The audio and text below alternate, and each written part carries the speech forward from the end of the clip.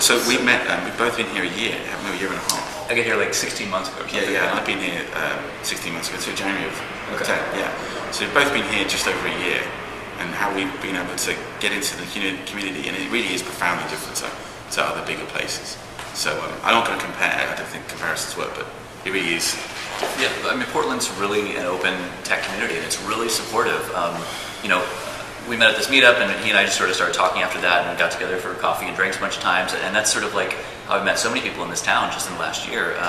You know, Continuous Web is a group we went to that has basically stories being told of you know, startups, kind of like this, but you know, in a face-to-face interactive fashion. And I don't lost my train of thought there. I think people in the city want to make the scene successful.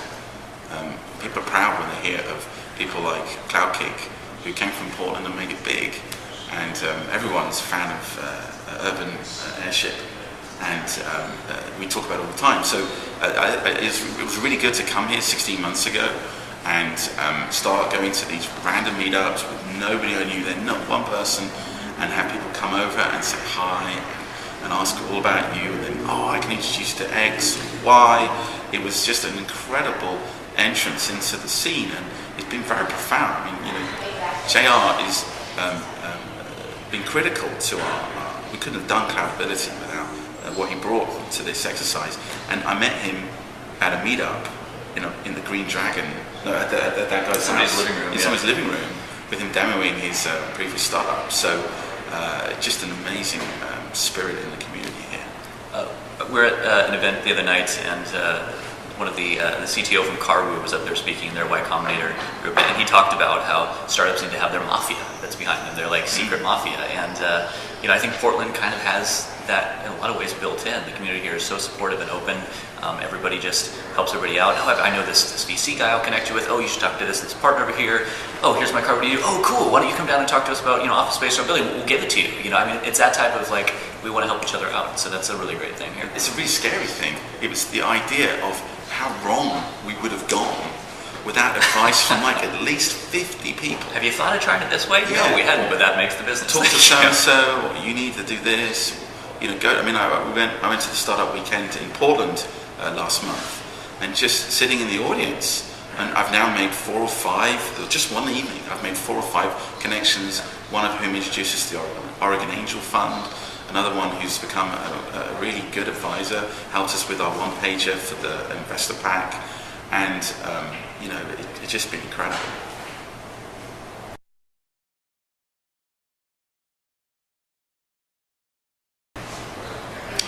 It's the funding abyss.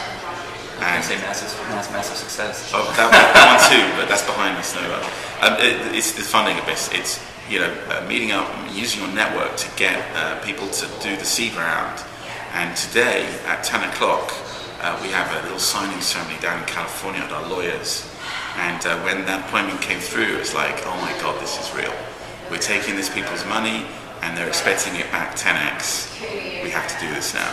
And that was a really scary moment, but a very thrilling moment as well.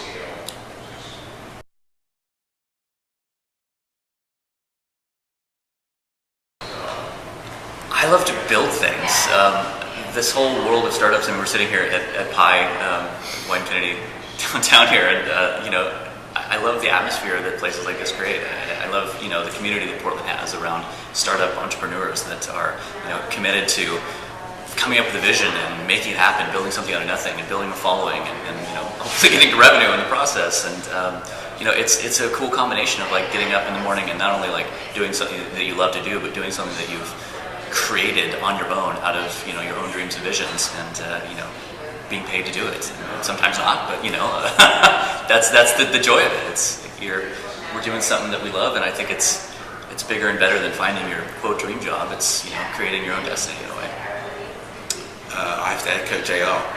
In particular, it's thrilling to look at your site when it's buzzing and thousands of people are using it, and you see the logs whizzing up the page, and every one of those represents an individual at the other end of the internet whose life is being changed by your product.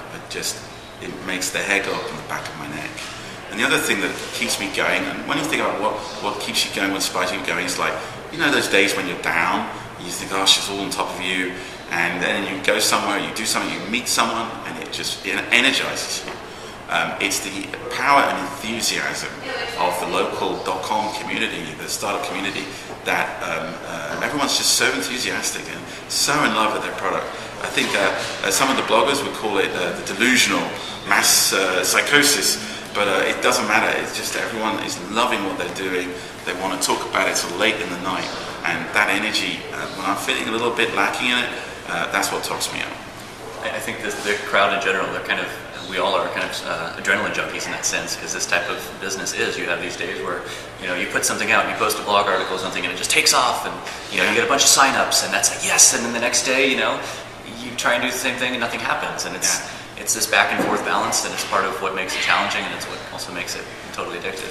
And then, of course, there's the triumph when it all works out, and you've done the sale, or you've done a great launch, and you go home and you just feel like, yeah, we delivered it, and that feeling of accomplishment is very addictive.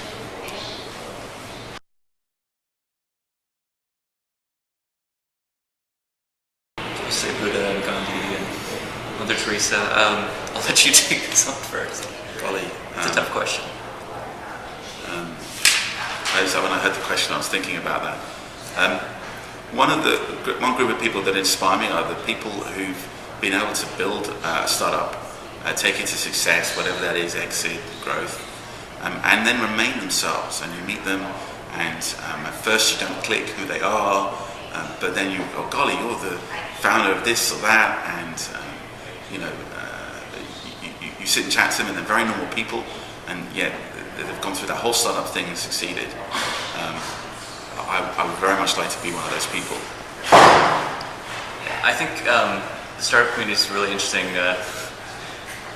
because there are a bunch of celebrities, and there's people who, like, everybody watches and expects to be successful, and you know, of course those people are inspiring.